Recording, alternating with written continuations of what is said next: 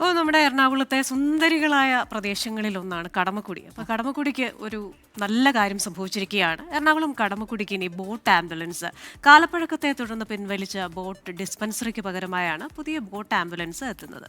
അത്യാധുനിക സംവിധാനങ്ങളോടുകൂടിയുള്ള marine ambulance മന്ത്രി P Rajeev flag off ചെയ്തു.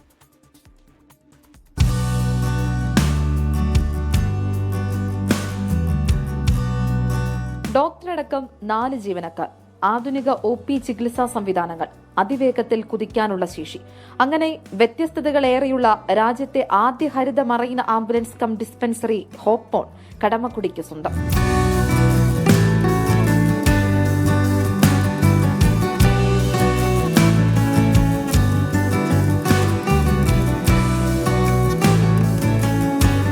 ഇന്ത്യയിലെ ആദ്യത്തെ ഗ്രീൻ ആംബുലൻസ് ആണിത്. ഗ്രീൻ ആംബുലൻസ് കം മെഡിക്കൽ ഡിസ്പെൻസറിയാണ്. ഇന്ത്യയിൽ ഇതുവരെ അതുപോലത്തെ ഒരു മെഡിക്കൽ ഡിസ്പെൻസറിയോ അല്ലെങ്കിൽ ഗ്രീൻ ആംബുലൻസോ ഇതുവരെ വന്നിട്ടില്ല. ഇതിൽ തന്നെ നമുക്ക് ഒരു ICU സെറ്റപ്പിലുള്ള ഒരു യൂണിറ്റ് ഉണ്ട്, പിന്നെ ഡോക്ടർക്ക് ഒരു കൺസൾട്ടേഷൻ റൂം ഉണ്ട്, പിന്നെ ഫാർമസി ഉണ്ട്.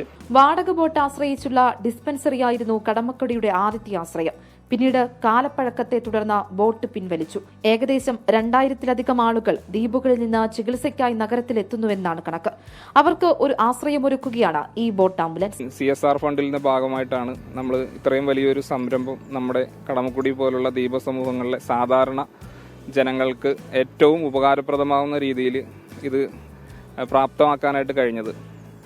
ഇതിന്റെ സേവനം എന്ന് വെച്ചിട്ടുണ്ടെങ്കിൽ ജനങ്ങൾക്ക്, അതായത് സാധാരണ ജനങ്ങൾക്ക് മക്കളെയോ ഒന്നും ആശ്രയിക്കാതെ അവർക്ക് ഹോസ്പിറ്റൽ സേവനങ്ങൾ അവരുടെ വീട്ടുമുറ്റത്ത് എത്തുന്ന തരത്തിലേക്കാണ് ഇതിന്റെ പ്രവർത്തനം നമ്മൾ സംഘടിപ്പിച്ചിരിക്കുന്നത്. ഏകദേശം 1 കോടിയുടെ അടുത്താണ് ചിലവ്. കാർബൺ എമിഷൻ കുറയ്ക്കുന്ന ഒരു പ്രോജക്റ്റിന്റെ ഭാഗമായിട്ടാണ് ഇപ്പോൾ ഞങ്ങൾ ചെയ്യുന്നത്. കടമക്കുടി പഞ്ചായത്തിനെ കുറിച്ച് ഞങ്ങൾ അറിയുകയും അവിടെ ഇങ്ങനെ ഒരു ആംബുലൻസിന്റെ ആവശ്യകതയെക്കുറിച്ച് MLA മുഖാന്തരം അറിയുകയും ചെയ്തപ്പോഴാണ് ഞങ്ങൾ പ്ലാനറ്റ് എർത്തായിട്ട് കൂടിച്ചേർന്ന് ഇങ്ങനെ ഒരു ആംബുലൻസിനെ കുറിച്ച് വർക്ക് ചെയ്യുകയും ഇങ്ങനെ പഞ്ചായത്തിന് കൊടുത്താൽ നന്നായിരിക്കും എന്നുള്ള ഒരു തോട്ടിന്റെ പ്രോസസ്സിലാണ് ഈ വർക്ക് സ്റ്റാർട്ട് ചെയ്തത്. ആൾമോസ്റ്റ് ഞങ്ങൾ 1 crore ഇതിൽ പ്രോജക്റ്റ് ഇൻവെസ്റ്റ് ചെയ്തിട്ടുണ്ട്. ചികിത്സയും മരുന്നും സൗജന്യമായിരിക്കും. അടിയന്തര സേവനങ്ങൾക്കും ബോട്ടിന്റെ സമയക്രമം അറിയുന്നതിനും ഒരു ഹെൽപ്പ് ലൈൻ നമ്പറും നിലവിൽ വരും. ക്യാമറാമാൻ മാഹിൻ ജാഫർക്കൊപ്പം കൊച്ചിയിൽ നിന്നും അൻമിര സനി, 24.